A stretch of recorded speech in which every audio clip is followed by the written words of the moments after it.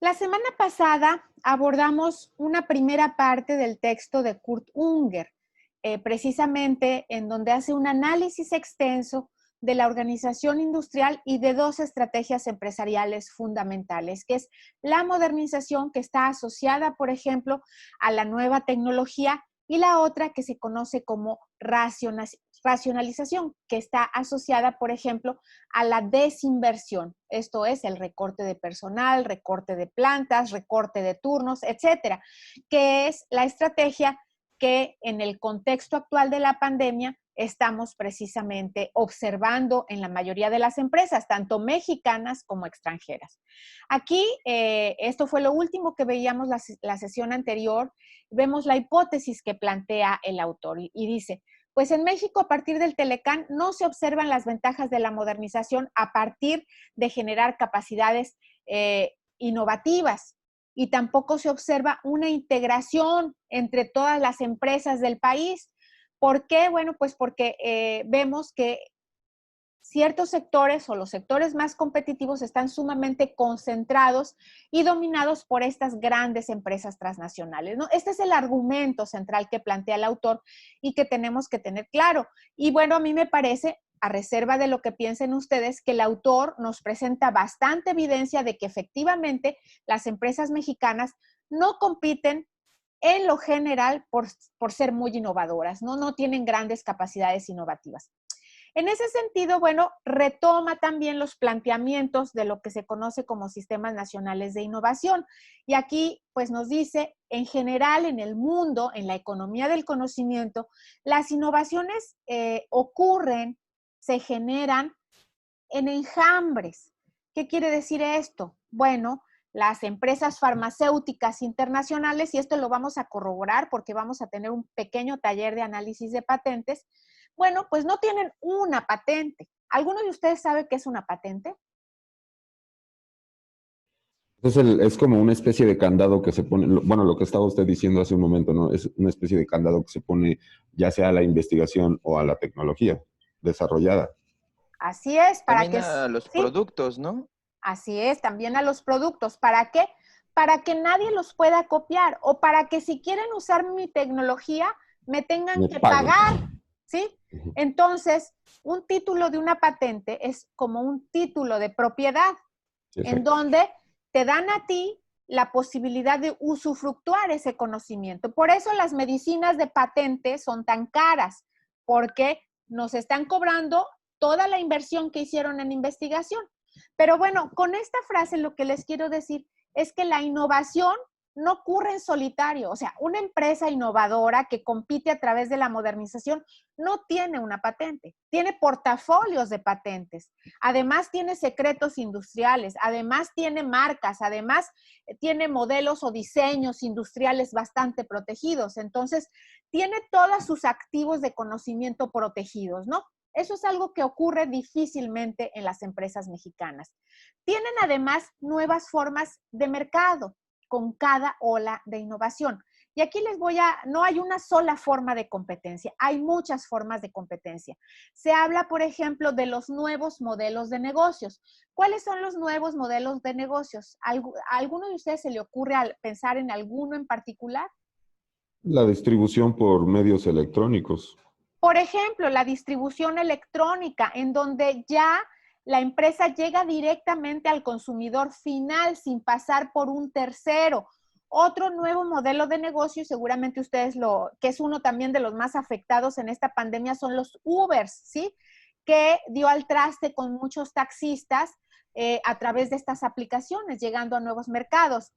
Algo similar ocurrió con lo que se llama Airbnb, en donde muchos particulares empezaron a hacer competencia importante de los hoteles, por ejemplo, ¿no?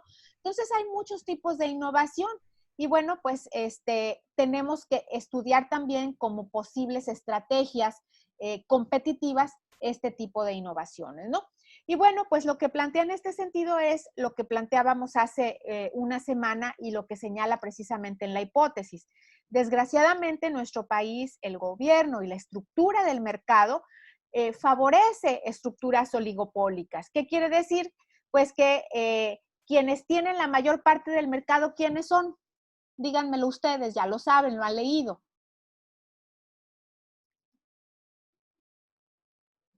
Bianca. Sí, las empresas extranjeras.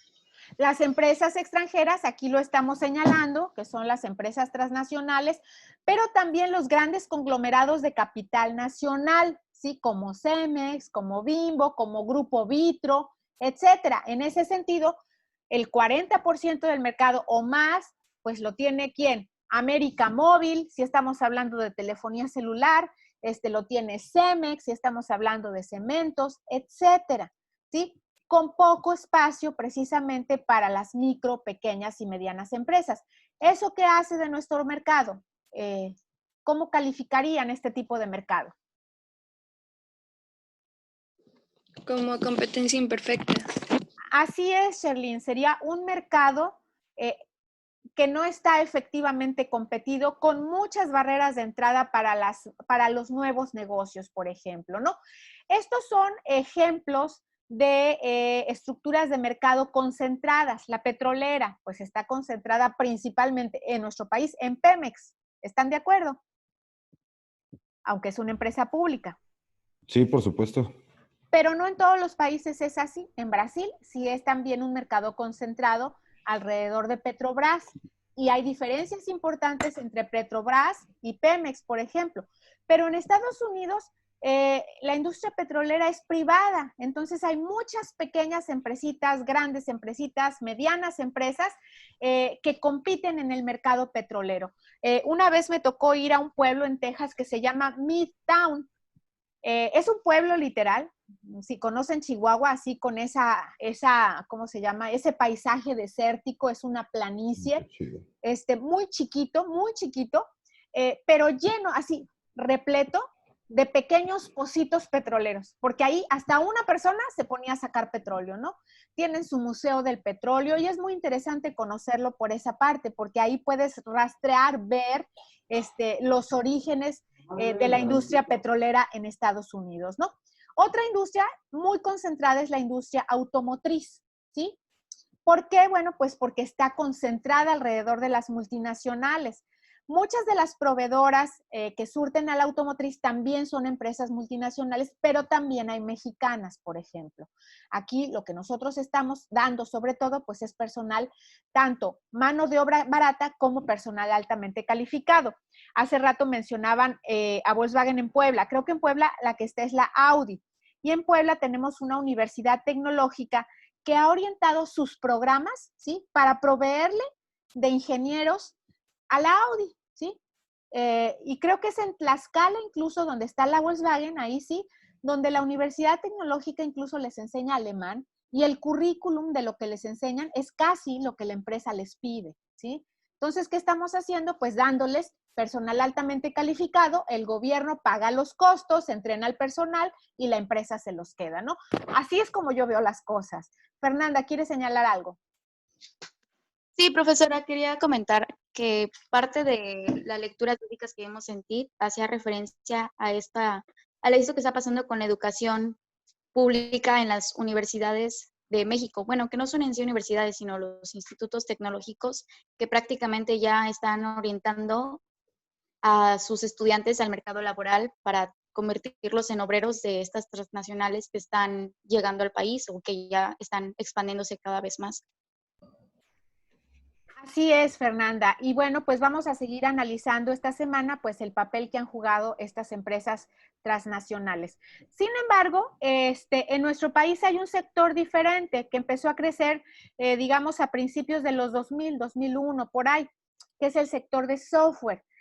¿Por qué ha crecido? Porque aunque ustedes no lo crean, aunque ustedes no se lo crean, ¿sí?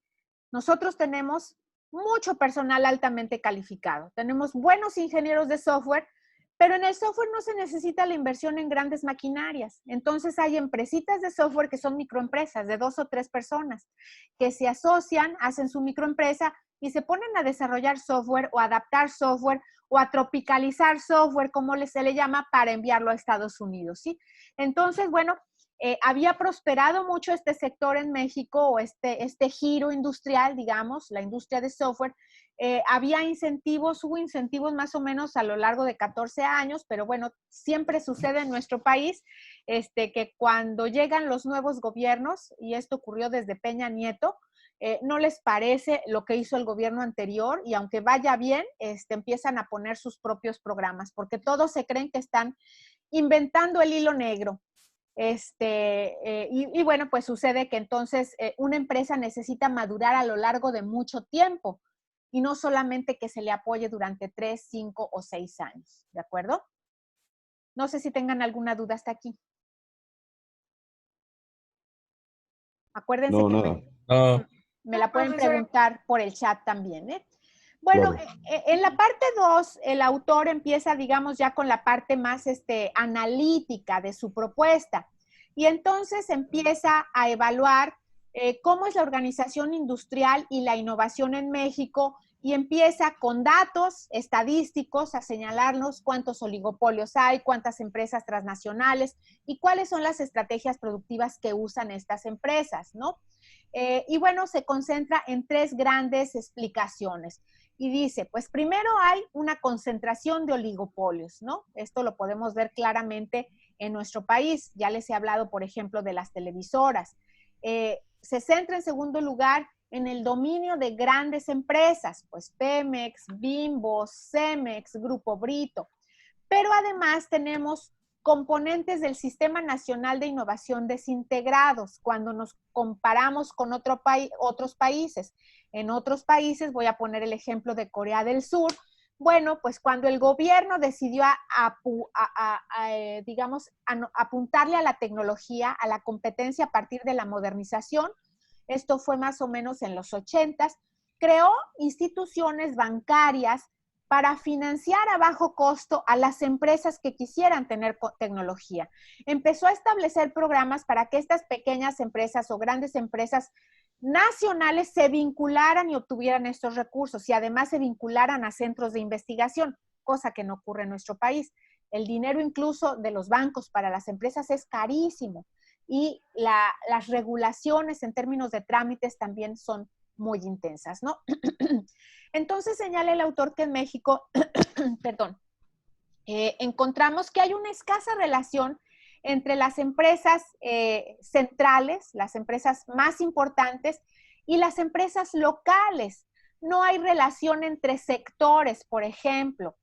También las cadenas productivas y los clústeres o conglomerados, asociaciones de empresas, están incompletas y poco integradas. En otras economías, pensemos, por ejemplo, les voy a poner el ejemplo de, ya se los había puesto, el de Silicon Valley en California o en Boston del lado ya no sé si es el occidente, es el lado este de Estados Unidos, que da al océano Atlántico. Pues tenemos también un grupo muy importante de empresas farmacéuticas alrededor de centros de investigación y universidades, lo que hace precisamente que haya intercambio de ideas, de formas de competir, colaboraciones, que haya capital de riesgo. Ahí me tocó entrevistar una vez al director de una empresa de capital de riesgo. Que se dedicaba precisamente a financiar, por ejemplo, nuevas empresas del sector farmacéutico y en general del sector que se le llama ciencias de la vida. Este señor, que además es mexicano, mexicoamericano, que trabajó en algún momento acá en México, se fue a Estados Unidos y allá fundó un programa en la Universidad de Harvard que se llamaba Programa de Negocios en Ciencias de la Vida.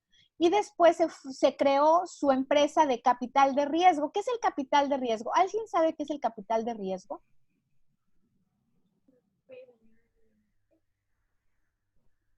¿Alguna idea? No importa que se equivoquen. O sea, ¿a qué le suena? Capital de riesgo.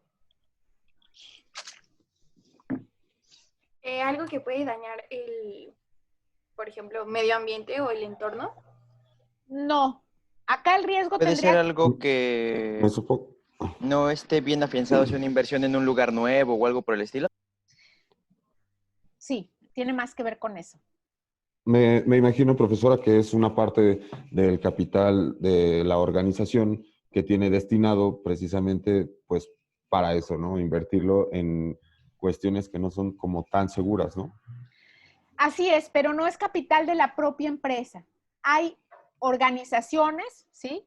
Empresas a su vez, de apoyo, se les conoce empresas de apoyo, que pueden ofrecerte capital de riesgo o capital ángel. Una empresa que produce nuevo conocimiento, que está tratando de sacar un nuevo producto al mercado, ¿qué hace? Bueno, pues tiene que acudir a este tipo de capital de riesgo. A veces el gobierno también da capital de riesgo. ¿Por qué? Pues porque es riesgoso ese capital, a lo mejor no regresa, ¿sí? Pero si regresa, ¿sí? El retorno a la inversión es muy alto, porque, por ejemplo, una empresa le da capital a otra empresa y le dice, ok, yo te doy, ¿qué quieren? Un millón de dólares, pero tú me vas a dar el 30% de los ingresos por ventas del producto, ¿de acuerdo? Y si obtiene ganancias de eso, pues le va muy bien. A eso se le conoce como capital de riesgo. En México, pues eso casi es inexistente, ¿sí? En Jalisco hubo unos esfuerzos por atraer empresas de capital de riesgo. ¿Por qué? Pues porque el riesgo es muy alto para las empresas. Y como no tenemos un mercado, digamos, con mucha confianza, pues entonces no hay. Omar, querías señalar algo. Sí, sí. Más que nada entonces es el dinero obtenido por inversionistas. Exactamente, capitalistas de riesgo, es por inversionistas. No sé si alguna vez han visto este programa que se Shark llama Tank. Shark Tank, sí, Shark Tank, o No veo caricaturas. Dragon Den, por ejemplo. Este programa empezó en Inglaterra y hicieron acá en México sí, pues un símil, digamos. Este Dragon Den empezó en Inglaterra y luego se pasó a Canadá y Estados Unidos, en donde inversionistas evaluaban un producto, ¿no? Esto sería algo así. Obviamente hecho para la televisión mexicana, pero son inversionistas que, digamos, tú vas con tu plan de negocios, les presentas tu nuevo producto, a qué mercado vas, les enseñas tus patentes, las ganancias y cuándo vas a empezar a obtener retornos a la inversión y ellos te dicen, sí invierto, no invierto y quiero tanto a cambio, ¿de acuerdo? Pues eso no lo tenemos en México, ni tampoco tenemos una vinculación entre las empresas y las universidades, tampoco entre las empresas y los centros de investigación. Es muy difícil que las empresas competidoras colaboren entre sí. Obviamente hay experiencias, pero no es algo que ocurra sistemáticamente. Y en ese sentido, pues, tenemos componentes del SNI desintegrados, porque no hay capital de riesgo, tampoco el capital bancario es muy accesible, es muy caro y requiere, tiene muchas regulaciones. Tampoco, por ejemplo, hay mucha vinculación entre las empresas, menos con las universidades. No hay, por ejemplo, muchas empresas de consultoría que apoyen a los que quieren crear nuevos productos a conseguir nuevos mercados. Entonces, pues tenemos componentes desintegrados que afectan los mercados mexicanos, ¿no? Entonces, bueno, pues como corolario de esto, bueno, las empresas transnacionales que vienen acá, pues son empresas que no invierten mucho dinero, pero tampoco invierten mucho en tecnología, porque la tecnología, la investigación, la innovación se queda en su casa matriz. Lo que sí les puedo decir es que se llevan al capital humano, ¿no? Y bueno, pues aquí tenemos precisamente la clasificación que ustedes conocen muy bien ya, y que hemos estado trabajando por una semana por lo menos, de las empresas desarrollada por Pavit, empresas basadas en ciencia, dominadas por el proveedor, intensivas escalas y oferentes especializados. Creo que sobre esto hemos puesto ya bastantes ejemplos y a todos les queda claro. ¿Es así o necesitan un ejemplo adicional? Yo creo que con que nos mande esta segunda presentación ya vamos a tener más que claro qué es cada cosa, profe. Está bien, sí, la voy a subir, estoy grabándola, y la subo y bueno, ahí la van a tener. Y si no puedo subir la grabación, pues por lo menos subo el PowerPoint, ¿de acuerdo? Excelente, sí está bien. Sí, profesora, está bien. Bueno, vamos finalmente, me quedan un par de láminas a las características de la composición industrial en México. Esta es la síntesis de lo que plantea Kurt Unger en su texto. Dice, ¿cómo son las empresas mexicanas? Bueno, pues no tienen un gran desarrollo basado en ciencia o en tecnología. Entonces, no hay ni muchas empresas basadas en ciencia, ni muchas oferentes especializadas. Fíjense nada más esta tristeza. 8.8 y 8.2 del PIB, ¿sí? Nada más. Creo que ingresa más dinero por las remesas que envían nuestros connacionales que por las empresas basadas en ciencia, ¿sí? Y todavía más por narcotráfico. Y todavía más por narcotráfico. Esto es tristísimo, ¿sí? O sea, todos los gobiernos le han dado al traste a nuestra industria. No la han cuidado, ni a las micro, ni a las pequeñas, ni a las medianas empresas, ¿sí? Las únicas que pueden sobrevivir son los grandes conglomerados, pues porque tienen capital para negociar. Ellos sí van con los diputados y van con el presidente y se le paran y le dicen, bueno, pues sí, es que si tú no me apoyas, yo quito mi planta de tal y te quito tantos miles de empleos. Pero eso no lo pueden hacer las pymes. Entonces están en una pues en una falta de apoyo, pues brutal, ¿no? Y en este contexto de la pandemia, pues ustedes han visto cuántas pymes han tenido que cerrar, porque es imposible para ellas mantener los salarios, porque viven casi al día, ¿no? Incluso me ha tocado visitar empresas medianas, una vez en Chihuahua, por ejemplo, del ramo siderúrgico, que era una empresa que era desde 1930 más o menos, una planta grandísima, pero era una empresa mediana, pues no tenían para pagar la luz, que les había salido el recibo en 150,000 pesos y estaban esperando que un cliente les pagara, pero no les pagaba y entonces decía el dueño, pero ¿cómo le voy a hacer? Tengo que pagar el recibo el lunes. O sea, son problemas reales que tienen nuestras empresas. A esto nos tenemos que enfrentar. No podemos, como administradores, como profesionales, como vivir en el que, ay, todo está muy bien y yo voy a hacer una administración de escritorio. No, nos vamos a enfrentar todos los días a problemas en las empresas y por eso tenemos que entender estos conceptos, ¿no?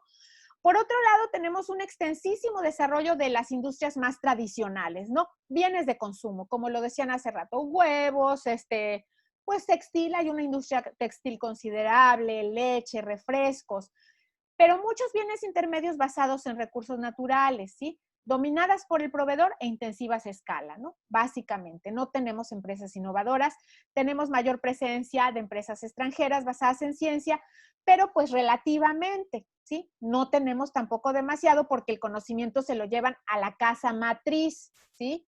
No lo traen a la subsidiaria.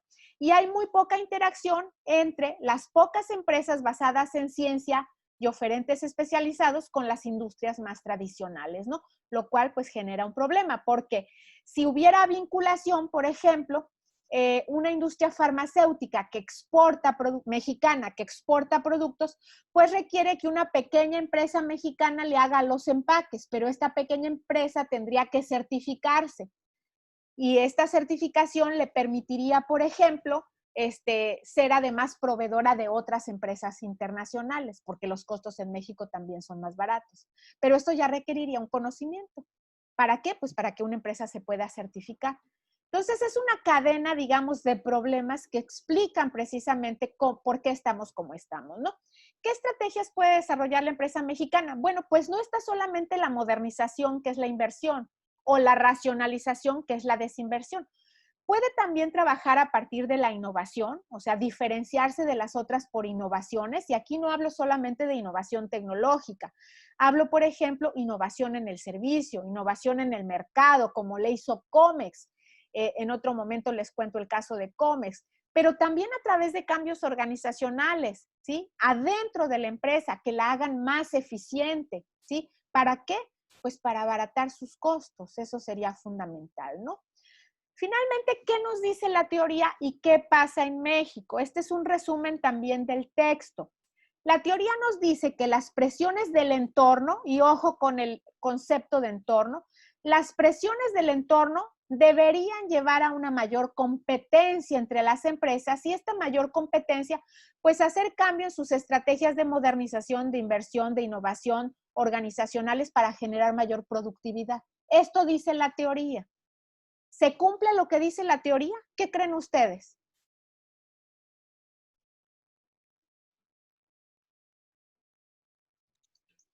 Pues que no. No, no se cumple. Pues no, no se cumple.